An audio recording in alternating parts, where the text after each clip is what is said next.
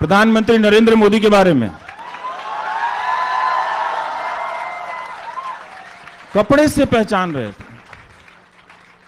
आप याद कीजिए कि हिंदी सिनेमा ने कितना डराया था। कोई सेठ किसी हीरो के खराब कपड़े में झांक देता था तो कितनी बात चुपती थी उसकी। कपड़े से पहचानने की बात उन्होंने कह दी। इतने बड़े पद पर बैठा आदमी इतनी छोटी बात कहेगा, ये वही कह सकता था जिसके दिमाग।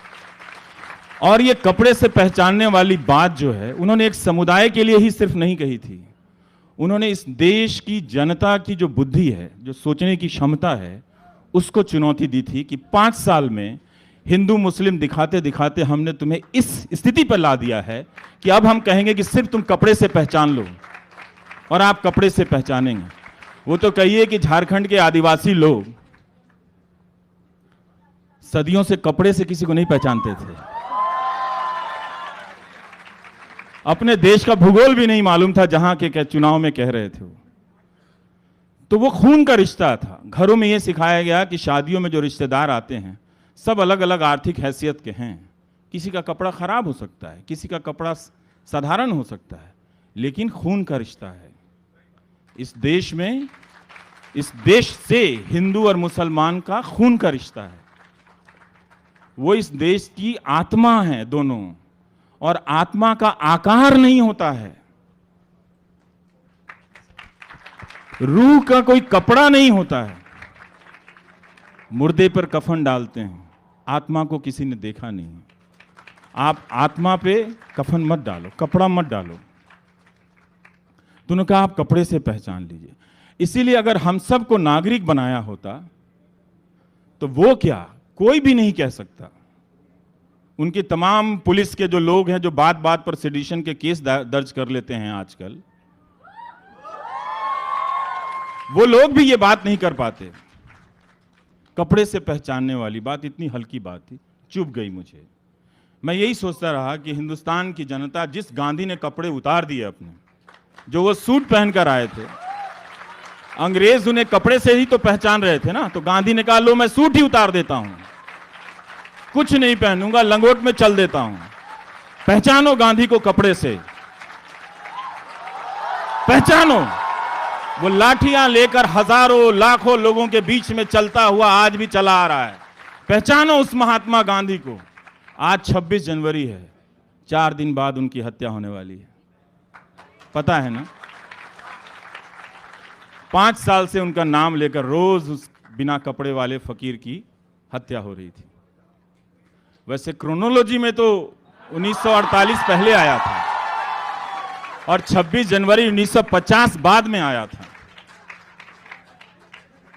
आपको बताता हूं, मेरी अंग्रेजी उतनी अच्छी नहीं है।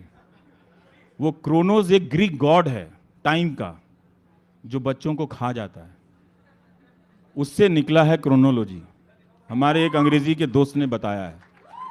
तो इसलिए क्रोनोलॉजी समझ लेना, ये टाइम का ऑर्डर नहीं है, ये आपके पागल हो जाने का ऐलान है कि अब आपको गोदी मीडिया के जरिए आपके दिमाग में वो जहर भर दिया गया है कि अब सिर्फ आपको कपड़ा देखना है और भीड़ बनकर किसी को मार देना है।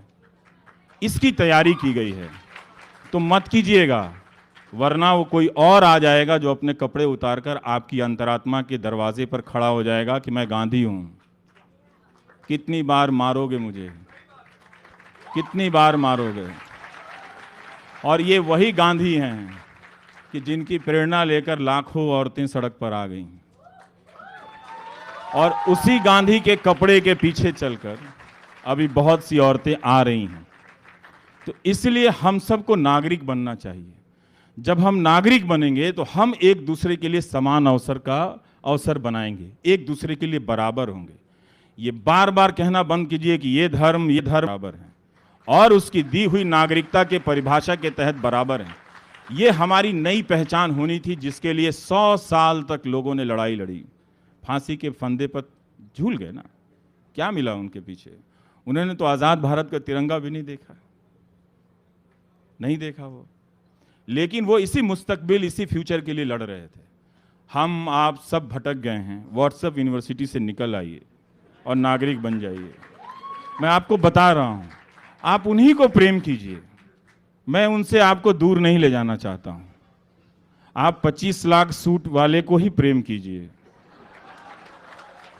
लेकिन अपने बच्चों को जरूर कहिए कि इतना महंगा कपड़ा मत पहनना, गरीब देश है, अच्छा कपड़ा पहनो, थोड़ा ढंग का भी लगो, जचो, थोड़ा स्मार्ट भी लगो, अक्षय कुमार जैसा भी लगो, बाल बाल कट जाए तो।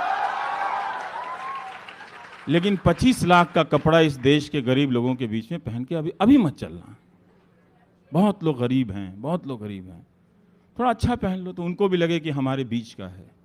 तो वो शौक था ना बहुत पहले का, तो इसलिए मुझे लगा था नीलांजना जी कि बोलना पड़ेगा। तो जब वो पहरेदारी बिठा रहे थे कि जो भी मेरे खिलाफ बोलेगा सेडिशन का केस लगा देंगे,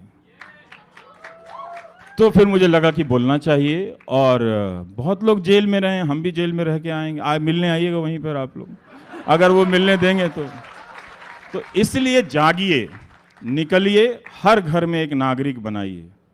बहुत देर हो चुकी है, इतना खूबसूरत मुल्क, अब और इसका बोझ नहीं ढो सकता कि हम एक दूसरे को धर्म से और कपड़े से पहचान कर मारने की, निकालने की और आइडेंटिटी कार्ड मांगेंगे।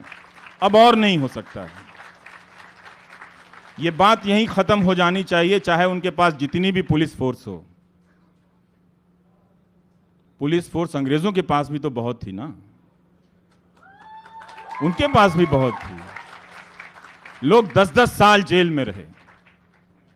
या फिर आप खुद से पूछिए कि उनको प्यार देने में आपने ऐसी कौन सी कमी कर दी कि आपको बांटने के लिए वो कपड़ा और कागज की बात कर रहे हैं। आप खुद से पूछिए कि आपने जब उनको वोट दिया, इतना प्यार दिया, तो वो कौन सा चीज था जो अपने पास